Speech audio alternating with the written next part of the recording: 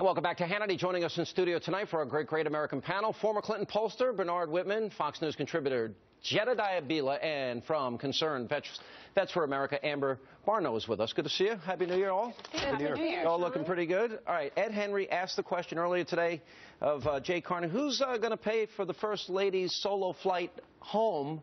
She does this all the time. They have separate flights to Nantucket, separate flights home, separate vacations.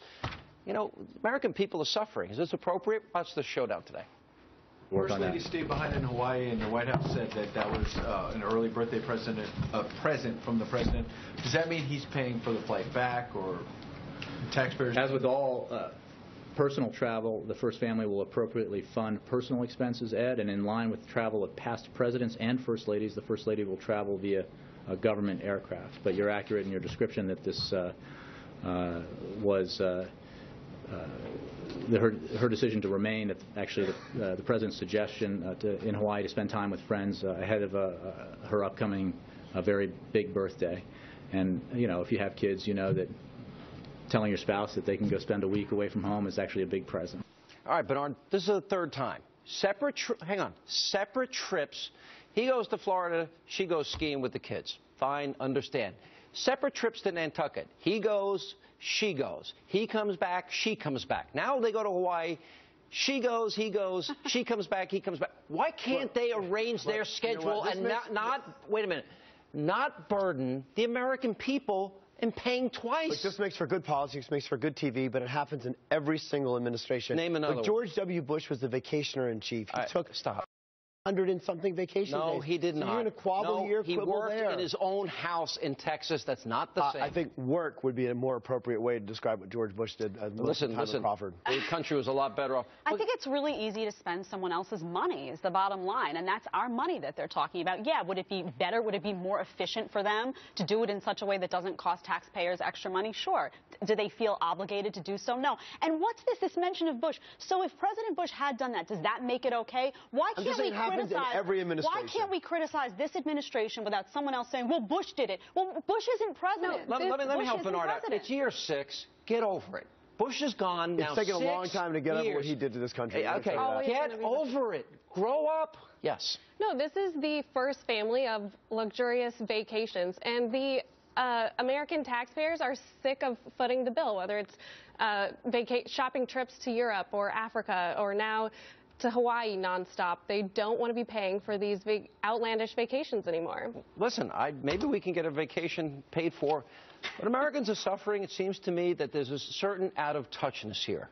Yeah. You got 1 in 6 Americans in poverty. His policies haven't helped make anyone better. There's been no Obama recovery. We have the lowest participation rate in the job market in decades in this country, and the greatest growth in the economy that we've seen. And the greatest deficits America. He's going to double the deficit. How's your stock portfolio? Did it go up 27% last year? I don't have much money in stocks like you. You're going to talk about, what about all the people that left the labor force? What about the fact that that's the only reason, one of the only reasons that How many poor people have stocks? How many poor people do you know? How many unemployed people have stocks? The fact of the matter is the economy is finally growing. Is it growing enough? Absolutely not. But are we much better off because of the stimulus back? And how much money $15 trillion worth of debt that he refuses to acknowledge and I'm sorry, the debt went down by the largest percentage as a proportion of GDP last year than it did. Bernard, you're going to argue. $1 billion. What world are you living in? The amount of money that we pumped into this economy by way of stimulus, you're going to argue that money fueled a recovery that you can actually call a recovery? You've actually hit on the truth. You think that that's a recovery? The number of people that have left the labor force, what the unemployment numbers look like, the Obamacare implications. This looks like a recovery to you? Come on. This was one of the greatest football weekends I've ever seen. Yeah. Really, I mean, 7 million people watched the game last night. Yeah. 30-some-odd million the night before. Here we got the Alabama-Oklahoma game, and you got this mom attacking Oklahoma students at the Sugar Bowl.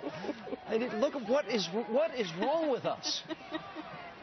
I assume that person's related to you, Bernard. No, all I have to say about this is boomer. I mean, look, I do like Bama, but I am a Sooner fan at heart.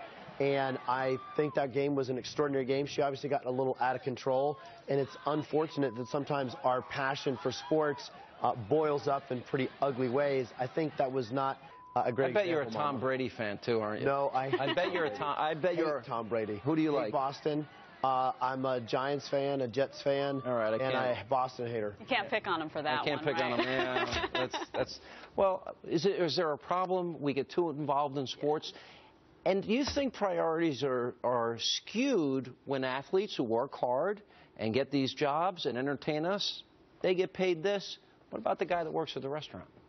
That's true, but that's the way the free market works, right? I mean, we buy the tickets to those games. They make a lot of money off of them. That's unfortunately the way it works. Supply and demand. Supply and demand. Now, do I think she got a little carried away? Yeah, she was a little bit passionate. She probably shouldn't have attacked a bunch of teenage boys. I'm going to go out on a limb and say that. But sometimes when we're out and she says her son was called a certain name.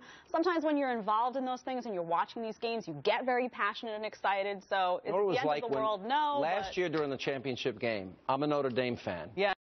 Graduated from Alabama, and it was not a pretty household for a couple hours, and I lost. All right, and we got a group of kids from Notre Dame here, so in honor of them, they're going to be back next year.